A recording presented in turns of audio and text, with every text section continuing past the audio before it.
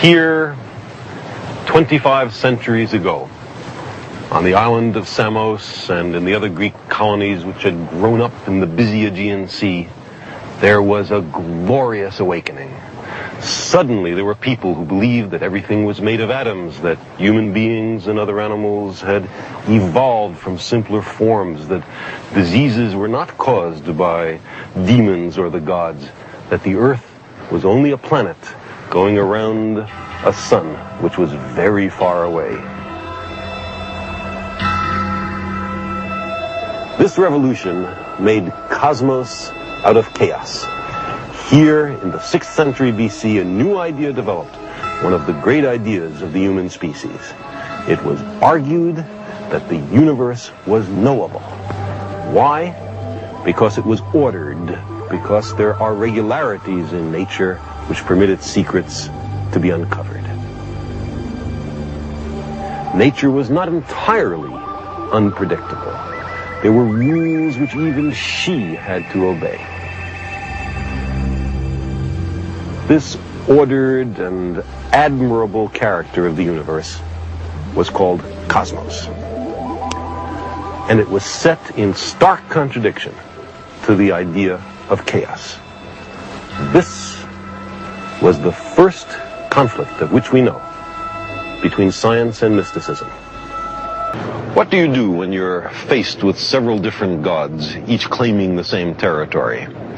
The Babylonian Marduk and the Greek Zeus were each considered king of the gods, master of the sky. You might decide, since they otherwise had rather different attributes, that one of them was merely invented by the priests. But if one, why not both?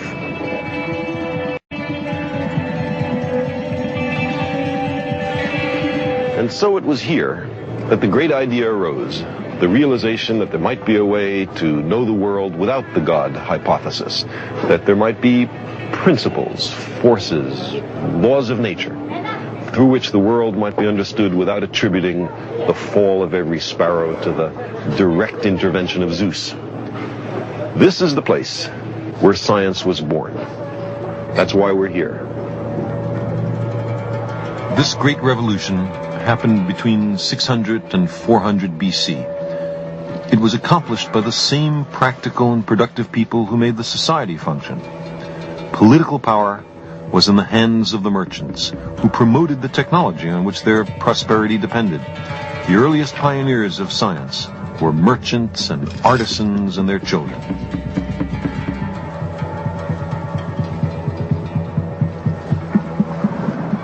The first Ionian scientist was named Thales. He was born over there in the city of Miletus across this narrow strait. He had traveled in Egypt and was conversant with the knowledge of Babylon. Like the Babylonians, he believed that the world had once all been water.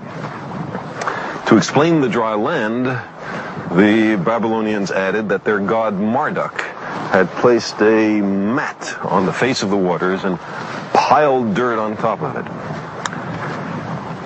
Thales had a similar view, but he left Marduk out.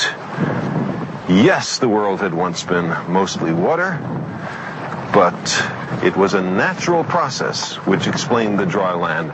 Thales thought it was similar to the silting up he had observed at the delta of the river Nile. Whether Thales' conclusions were right or wrong is not nearly as important as his approach. The world was not made by the gods, but instead was the result of material forces interacting in nature. Thales brought back from Babylon and Egypt the seeds of new sciences, astronomy and geometry, sciences which would sprout and grow in the fertile soil of Ionia.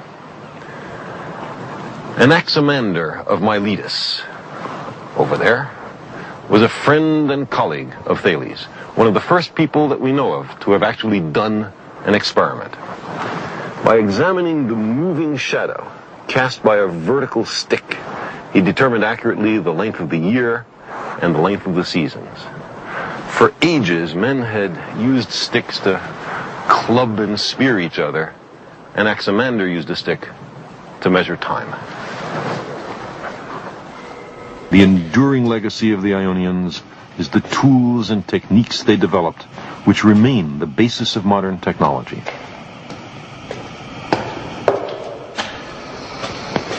This was the time of Theodorus, the master engineer of the age, a man who is credited with the invention of the key, the ruler, the carpenter's square, the level, the lathe, bronze casting.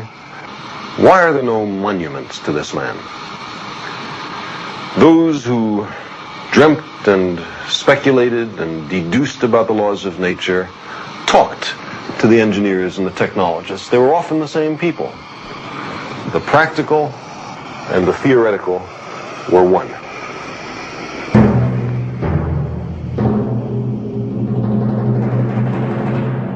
This new hybrid of abstract thought and everyday experience blossomed into science. When these practical men turned their attention to the natural world, they began to uncover hidden wonders and breathtaking possibilities. Anaximander studied the profusion of living things and saw their interrelationships. He concluded that life had originated in water and mud, and then colonized the dry land. Human beings, he said, must have evolved from simpler forms. This insight had to wait 24 centuries until its truth was demonstrated by Charles Darwin.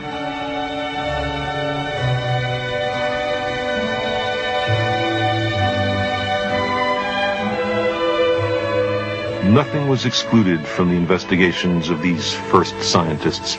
Even the air became the subject of close examination by a Greek from Sicily named Empedocles. He made an astonishing discovery with a household implement that people had used for centuries.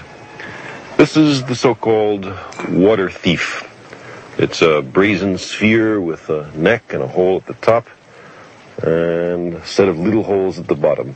It was used as a kitchen ladle. You fill it by immersing it in water. If, after it's been in there a little bit, you pull it out with the neck uncovered, then the water trickles out the little holes, making a small shower. Instead, if you pull it out with the neck covered, the water is retained.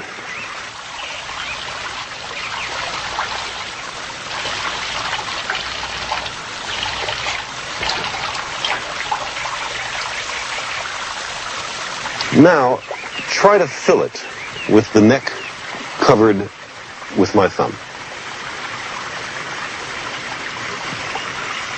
Nothing happens. Why not? There's something in the way. Some material is blocking the access of the water into the sphere. I can't see any such material. What could it be? Empedocles identified it as air. What else could it be? A thing you can't see can exert pressure, can frustrate my wish to fill this vessel with water if I were dumb enough to leave my thumb on the neck. Empedocles had discovered the invisible. Air, he thought, must be matter in a form so finely divided that it couldn't be seen. This hint, this whiff of the existence of atoms was carried much further by a contemporary named Democritus. Of all the ancient scientists, it is he who speaks most clearly to us across the centuries. The few surviving fragments of his scientific writings reveal a mind of the highest logical and intuitive powers. He believed that a large number of other worlds wander through space, that worlds are born and die, that some are rich in living creatures and others are dry and barren. He was the first to understand that the Milky Way is an aggregate of the light of innumerable faint stars. Beyond campfires in the sky, beyond the milk of Hera, Beyond the backbone of night, the mind of Democritus soared.